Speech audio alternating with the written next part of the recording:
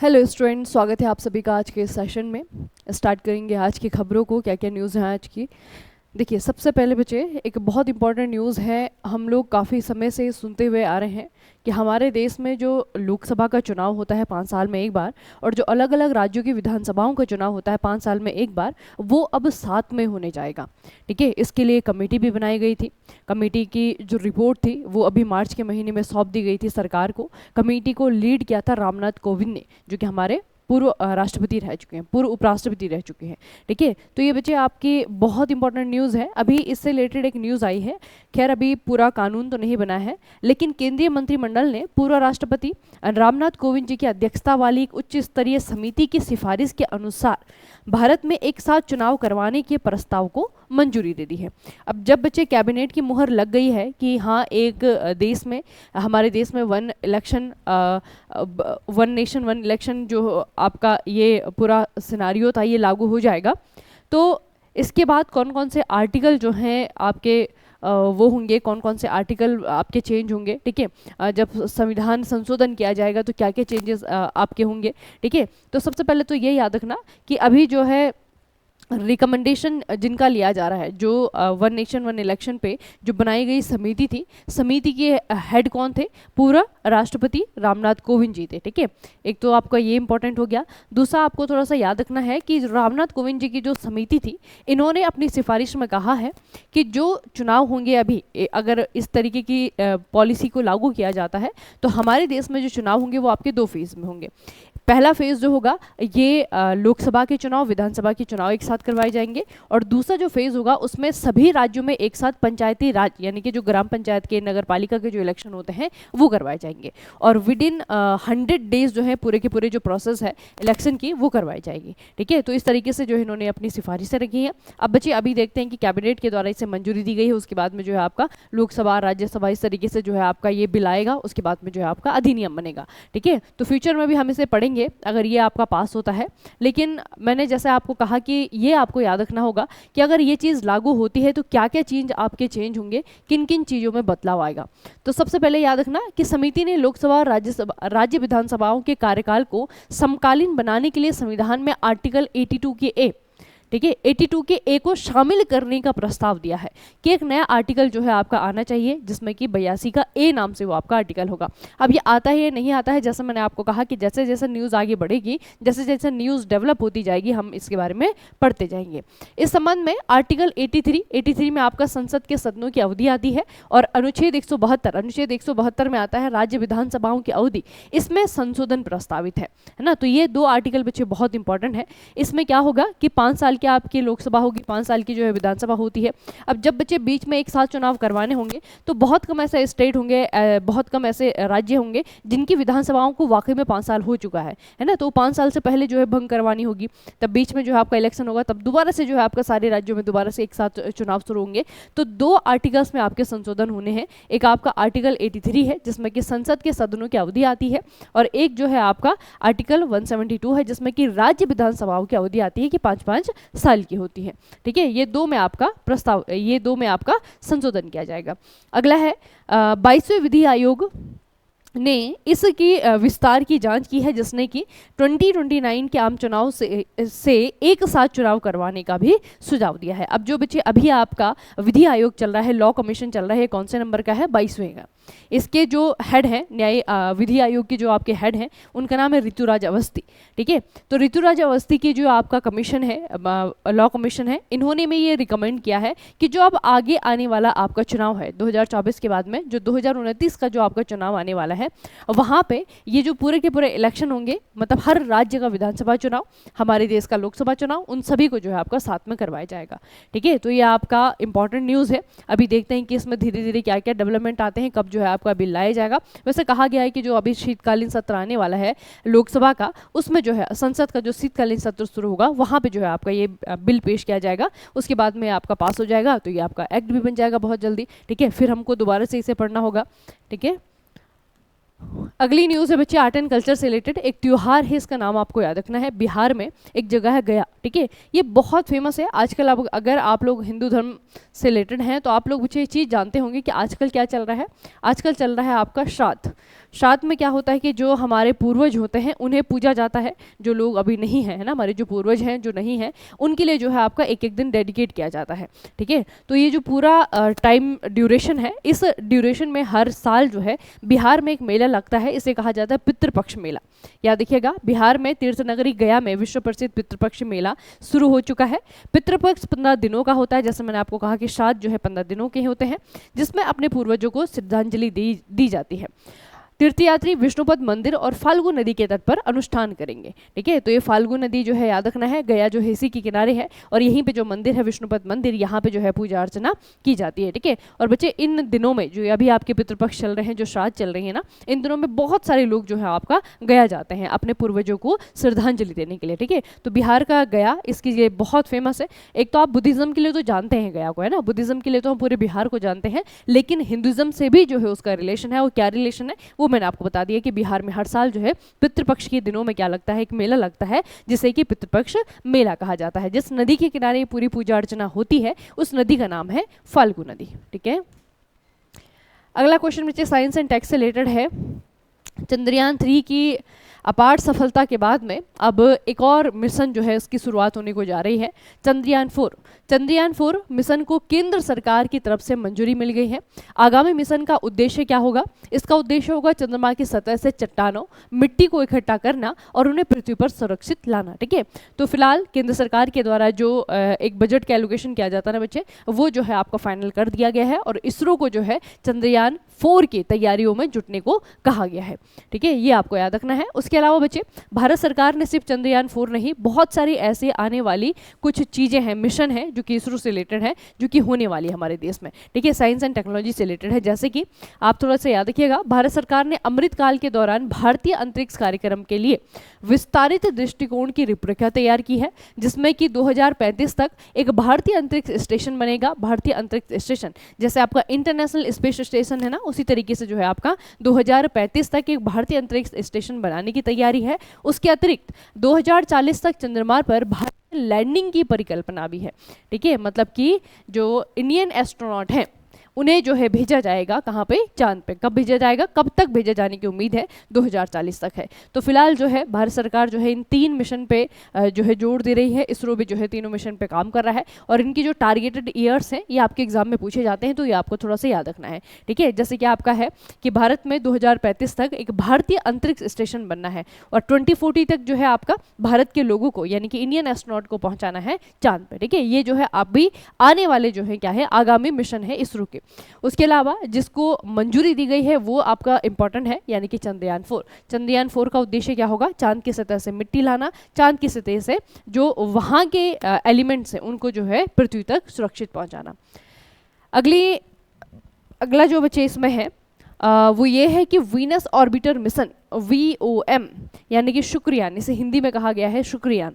Venus orbiter mission ISRO अंतरिक्ष यान का विकास करेगा, इसे लॉन्च करेगा और मार्च 2028 में इसे पूरा करने वाला है, ठीक है। तो फिलहाल जो सबसे रिसेंट वाला है वो है आपका शुक्रयान। शुक्रयान यानी कि वीनस ऑर्बिटर मिशन, ये बेसिकली किसके लिए बच्चे? ये वीनस के लिए भेजा जा रहा है। 2028 तक जो है आपका कंप्लीट हो जाएगा, 2028 तक ये आपका लॉन्च हो जाएगा, ठीक है। इसरो के द्वारा इस पे भी काम किया जा रहा है। उसके अलावा क्या है? उसके अलावा है भारत सरकार ने दिसंबर 2028 तक भारतीय अंतरिक्ष स्टेशन BAS-1 की पहली इकाई के निर्माण को मंजूरी दे दी है, ठीक है। तो 2028 में ये जो आपका अंतरिक्ष स्टेशन बनेगा भारत के नाम से, वो उसका काम आपका फेज 1 का उसका काम आपका शुरू हो जाएगा 2028 में और 2028 में ही जो है शुक्रयान का काम कंप्लीट होने की संभावना है। तो ये बच्चे क्या है, कुछ आने वाले क्या है आगामी मिशन है जिसको कि भारत सरकार सपोर्ट कर रहा है और इसरो के द्वारा जो है सारे के सारे डेवलपमेंट किए जाएंगे, ठीक है। तो ये आपकी बहुत इंपॉर्टेंट न्यूज़ है। अगली न्यूज़ बच्चे गवर्नमेंट स्कीम से रिलेटेड, अभी हाल ही में एक गवर्नमेंट स्कीम लॉन्च की गई है। हमारी जो फाइनेंस मिनिस्टर है निर्मला सीतारमण जी, इनके द्वारा ये लॉन्च की गई है। इसका नाम है NPS वात्सल्य स्कीम। NPS आप लोगों ने काफ़ी बार सुना होगा, नेशनल पेंशन स्कीम इसे कहा जाता है, ठीक है। तो NPS वात्सल्य स्कीम का शुभारंभ किया गया है। इस स्कीम में क्या है, क्या क्या चीज़ें हैं इसमें, तो इसके कुछ की पॉइंट्स जो हमें याद रखने होंगे। सबसे पहले तो याद रखना ये जो एनपीएस स्कीम है यह पेंशन निधि विनियामक एवं विकास प्राधिकरण, इसे शॉर्टकट में कहा जाता है पीएफआरडीए। पीएफआरडीए जो है भारत में वो ऑर्गेनाइजेशन है जो कि पेंशन को, ठीक है, किसी भी प्रकार की किसी भी सर्विस से रिलेटेड आपकी पेंशन हो वो पीएफआरडीए के द्वारा ही देखी जाती है, ठीक है। उसका पूरा लेखा जोखा, उसका पूरा मैनेजमेंट जो है आपका पीएफआरडीए के द्वारा किया जाता है। तो पीएफआरडीए के तहत जो है ये आपकी योजना संचालित की जाएगी। इसमें क्या होगा, ये योजना किस चीज़ से रिलेटेड है, यह 18 वर्ष से कम आयु के जो बच्चे हैं उनके माता पिता को अपने नाबालिग बच्चों के लिए पेंशन खाते खोलने में सक्षम बनाता है। तो बेसिकली क्या है, जैसे आपका बच्चा नेशनल पेंशन स्कीम है ना, जो कि बड़े लोगों के लिए है जो वर्किंग है, उनके लिए जो है आपका पेंशन बाद में जब उनकी जॉब छूट जाएगी उसके बाद में जो है पेंशन प्रोवाइड करवाने के लिए क्या है कि स्कीम है, उसी तरीके से बच्चों के लिए है। लेकिन ऑब्वियस सी बात है कि इसमें जो है बेनिफिशियरी तो बच्चा होगा, लेकिन इसका जो ओनर होगा, यानी कि इसका जो ओनर होगा जिस पे इसका खाते पे कंट्रोल होगा, वो उसके माँ बाप होंगे, ठीक है। तो बच्चों के माता पिता के द्वारा जो है 18 वर्ष से कम साल के जो बच्चे हैं उनके लिए आपका किया जा सकता है एनपीएस जो है आपका एनपीएस वात्सल्य, ठीक है। और जैसे बच्चे 18 साल क्रॉस करेंगे बच्चे, तो उसके बाद जो है एनपीएस वात्सल्य से निकल करके जो एनपीएस स्कीम चलती है ना उसमें जो है ऑटोमेटिकली आपके आ जाएंगे, ठीक है। तो ये आपको याद रखना है कि बच्चों के लिए है, बच्चों के पेंशन खाते खोलने के लिए करके है। वात्सल्य खाता खोलने के लिए न्यूनतम योगदान कितना देना होगा, न्यूनतम जो है 1000 रुपये देना होगा। इसके बाद ग्राहकों को सालाना जो है 1000 का योगदान करना होगा, ठीक है। तो ये थोड़ा सा याद रखिएगा कि 1000 रुपये जो है इसमें आपका क्या है, मिनिमम इन्वेस्टमेंट है, ठीक है। मिनिमम जो आपका प्रीमियर जाएगा, जो आपका पैसा जाएगा वो है आपका 1000 रुपये। और 18 साल के बाद में जो ये एनपीएस वात्सल्य योजना है इसके जो बेनिफिशियरी होंगे, जो बच्चे होंगे, वो ऑटोमेटिकली जो आपकी नेशनल पेंशन स्कीम है उसमें आ जाएंगे ऑटोमेटिकली, ठीक है। ऑर्गेनाइजेशन का नाम याद रखिएगा पीएफआरडीए, इसका नाम है pension fund regulatory and development authority जो है ऑर्गेनाइजेशन का नाम है जिसके तहत ये योजना संचालित की जा रही है। आज की पहली शॉर्ट न्यूज़ है, केंद्रीय मंत्रिमंडल ने देश में एनिमेशन पारिस्थितिकी तंत्र को मजबूत करने के लिए आईआईटी और आईआईएमएम की तर्ज पर animation, visual effect, gaming, comics और विस्तारित वास्तविकता जिसे एवीजी कहा जाता है, ठीक है। ये जो एवीजी एक्सआर है इसके लिए राष्ट्रीय उत्कृष्टता केंद्र की स्थापना को प्रस्ताव को मंजूरी दे दी है।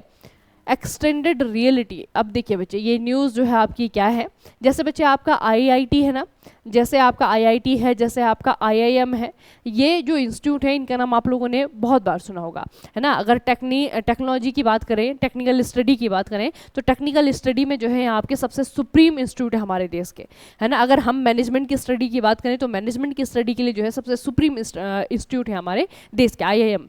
तो इसी तरीके से जो है आपका एक अलग फील्ड के लिए इस तरीके के सेंटर बनाए जाएंगे, केंद्र सरकार इन सेंटर को बना रही है। और ये कौन से फील्ड के लिए है, ये है आपका एनिमेशन के लिए, ठीक है। एनिमेशन हो गया, आपका विजुअल इफेक्ट हो गया, आपका गेमिंग हो गया, आपका कॉमिक्स हो गया, आपका एवीजीआर हो गया, आपका एक्सटेंडेड रियलिटी, ठीक है। तो इस तरीके की जो अभी के बच्चे आप लोगों ने देखा होगा कि जब से टेक्नोलॉजी या फिर डिजिटलाइजेशन आपका बहुत ज़्यादा बढ़ा है, तो टेक्नोलॉजी के साथ में जो है इस तरीके से कुछ और क्षेत्र भी जो है सामने आए हैं, है ना। क्योंकि जैसे जैसे टेक्नोलॉजी आपकी बढ़ेगी तो उसमें काम करने वाले लोग भी बढ़ेंगे, उसमें काम करने वाले फील्ड भी बढ़ेंगे, बहुत अपॉर्चुनिटीज़ बढ़ेंगे। तो ये जो आपके सेक्टर हैं ये जो है आपके क्या है, भविष्य है, ओबवियस सी बात है ना, क्योंकि एआई भविष्य है, अभी जो है आपका ये टेक्नोलॉजी ही फ्यूचर है। तो टेक्नोलॉजी पे आधारित जो है आपकी चीज़ें आप लोग देख रहे हैं, गेमिंग हो गया, विजुअल इफेक्ट हो गया, एनिमेशन हो गया, इन चीज़ों को बढ़ावा देने के लिए सरकार क्या करेगी, जैसे आईआईटी है वैसे जैसे आईआईएम है उसी तरीके से सेंटर जो है ये बनाएगी, ठीक है। तो अभी तो फिलहाल सिर्फ मंजूरी दी गई है, कब तक बनता है, कहाँ पे बनता है, पहला कहाँ पे बनता है, ये हम न्यूज़ के साथ में पढ़ते रहेंगे।